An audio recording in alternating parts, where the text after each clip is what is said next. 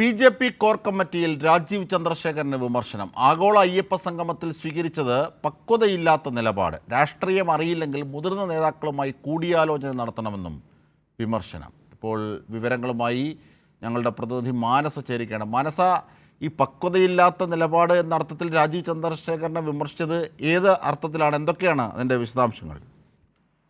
തീർച്ചയായും അജിൻഷാദ്, BJP. Core committee യോഗം അല്പസമയം മുൻപാണ് അവസാനിച്ചത്. ബി.ജെ.പി. കോർ കമ്മിറ്റിയിൽ യോഗത്തിൽ കൂടുതലും വിമർശനം ഉയർത്തിയത് ഇപ്പോൾ സംസ്ഥാന അധ്യക്ഷൻ കൂടിയായ രാജീവ് ചന്ദ്രശേഖരനെതിരെയാണ്. അദ്ദേഹം പാർട്ടിയുമായി ആലോചിക്കാതെ, പാർട്ടിയുടെ നിലപാട് എന്തെന്നറിയാതെ ചില കാര്യങ്ങളിലൊക്കെയും തന്നെ പ്രതികരിക്കുന്നു എന്ന രീതിയിലുള്ള വിമർശനങ്ങളാണ് ഇപ്പോൾ കോർ കമ്മിറ്റിയിൽ ഉയർന്നു വന്നത്.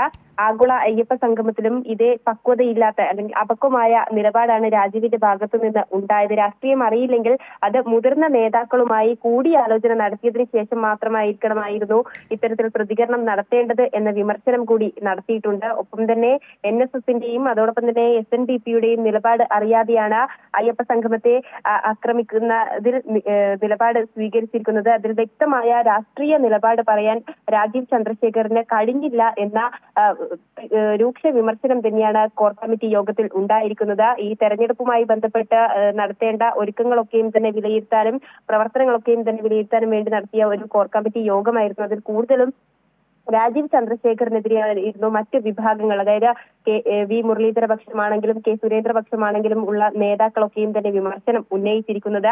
ഇതോടെ ഈ രാജീവ് ചന്ദ്രശേഖരന്റെ ഇത്തരം നിലപാടിലൂടെ ബി.ജെ.പി. ഒറ്റപ്പെടുന്ന ഒരു സാഹചര്യം ഉണ്ടായി എന്ന് തന്നെയാണ് വിമർശനം ഉയർന്നിരിക്കുന്നത്.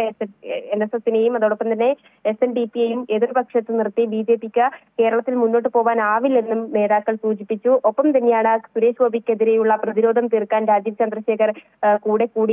K സുരേന്ദ്രൻ ഉൾപ്പെടെയുള്ളവർ സുരേഷ് ഗോപിക്ക് പ്രതിരോധം തീർത്ത് രംഗത്തെത്തുമ്പോഴും സുരേഷ് ഗോപിയുമായി ബന്ധപ്പെട്ടുണ്ടാകുന്ന വിവാദങ്ങളിലൊക്കെയും തന്നെ അദ്ദേഹത്തോട് പോയി ചോദിക്കണമെന്ന നിലപാട് സ്വീകരിക്കുന്ന ആ ഒരു പ്രവണത പാടില്ല എന്നും തന്നെ സൂചിപ്പിക്കുന്ന ഒരു വിമർശനം ഉണ്ടായിരുന്നു. ഒപ്പം തന്നെയാണ് ക്രൈസ്തവ നയതന്ത്രം ഓവറാകുന്നുവെന്ന വി മുരളീധര പക്ഷത്തിന്റെ വിമർശനവും ഉയർന്നത്. ഒപ്പം തന്നെ തെരഞ്ഞെടുപ്പുമായി ബന്ധപ്പെട്ട് നടത്തേണ്ട വിലയിരുത്തൽ പ്രവർത്തനങ്ങളും യോഗത്തിൽ വിലയിരുത്തി എന്ന് തന്നെയാണ് കോർ കമ്മിറ്റിയിൽ നിന്നും ലഭിക്കുന്ന വിവരം. ശരി, മനസ മനോജാണ് വിവരങ്ങൾ, വിശദാംശങ്ങൾ.